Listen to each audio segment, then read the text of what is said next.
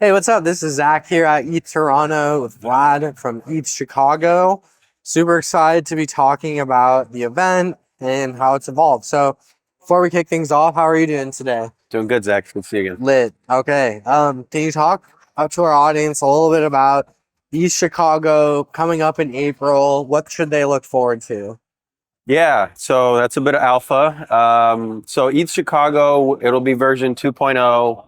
We're working on a partnership with a space in Chicago called 1871, which is basically like the biggest startup hub in the city. It started over a decade ago. And they ran their first Web3 accelerator program this past year, which I was a part of. And they brought us in ETH Chicago to help them run the next one. And so we're like their execution partner, and we're also going to help them run this big Web3 summit next year. So the vision is to do like almost like a full week sort of thing, more of like an ETH Denver model where it's not just like this one conference, but there's like all this cool shit happening all around the city, hopefully hacker houses and, other summits and side events going on. So that's the vision, that's the dream. And we're happy to just have like a professional team backing us now. Very cool. Can you talk about sort of the theme? Like, is it, you know, gaming? Is it DeFi? Can you talk about the different Web3 elements that might be included? Yeah. So, I mean, Chicago is like a pretty like institutional city in terms of like finance. So I think you'll see a lot of DeFi stuff. I'd love to see more DeFi projects come in. There's actually a pretty big Solana community now in Chicago. So we got to play nice with the the Solana That's cool. ecosystem. That's Yeah. cool. Yeah. So I'd love to bring in some Solana projects as well into the conference to present. Gaming, we didn't do a lot of gaming stuff last year, but I'd love to see more gaming. I think, let's see where like the crypto narratives go as well over the next 6 months and, tap into some of that. We just did last month, we did a base event. So base sponsored us to do a smaller, like 1 day event. And that went really well. I love working with the base team. I know them well. So I'd love to have them come in and be a bigger presence next year as well. Why do you think the people are so bullish on base right now? Low Yeah. fees and the Coinbase brand, right? So Coinbase is putting a lot of force behind it. And I think it's powerful. And also Coinbase is a great on-ramp. It's like pretty much every other blockchain, you have to like go through some centralized exchange and figure out some wallet and all this. And Coinbase is like, well, you're already with us. Like put it in a Coinbase wallet, deposit on a base and you're on already. So like having that centralized like entry point is going to be super powerful for them to just like bring in new people. I agree with that a lot, actually. For each Chicago, what is the sort of the attendance do you expect? How many people do you think are going to come out? What kind of a scale event is this? For sure. So I think last year we had a little over 500. I'd love to double that number. That's my personal goal. I think the space that we have for this year can definitely handle that.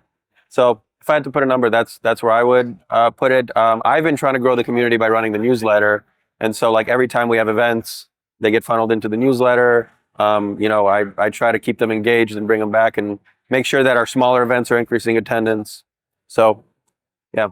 Why do you think Chicago has been, either, and I don't know, either a sort of a central city for crypto adoption or not so much? Like, have you seen it be sort of like Seattle is not. I wish it was. Yeah. It's not. Hey, I love Seattle. I love Seattle too, but it's just not a crypto hub. Right. I think probably for the same reason that most like techie things don't start in Chicago, which is just like there isn't that funnel from like the university ecosystem and that like investor network to say like here's some smart people doing techie things, like let's throw some money at them and have them build locally. Like Chicago's I think more well known for like real estate and like commodities trading, and so like it's been hard to like get like risk taking capital into Chicago.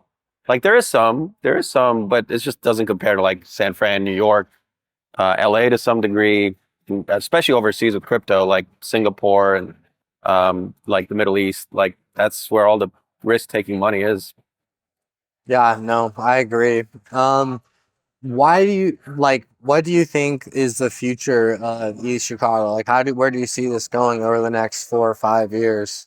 I mean, it's trying to bring some of that risk taking into Chicago and trying to build some like unicorns in Chicago that are building natively on Web3. I mean, we've got some really great founders in Chicago.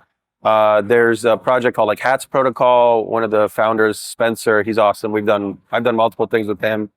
There's a bunch of other projects. I mean, we've got a good Telegram going in, like in our ETH Chicago community where a lot of founders are in. So I think it'd be like, building up that builder energy and then bringing some capital to Chicago. Yeah, and then just making sure that even if we're not like number one, we're the second city again. Yeah. In this aspect. No, very cool. And I mean, it's ETH Chicago. Yeah. Do you think? I mean, ETH Denver obviously is a very inclusive event of all different chains. Same with ETH Toronto Futurist.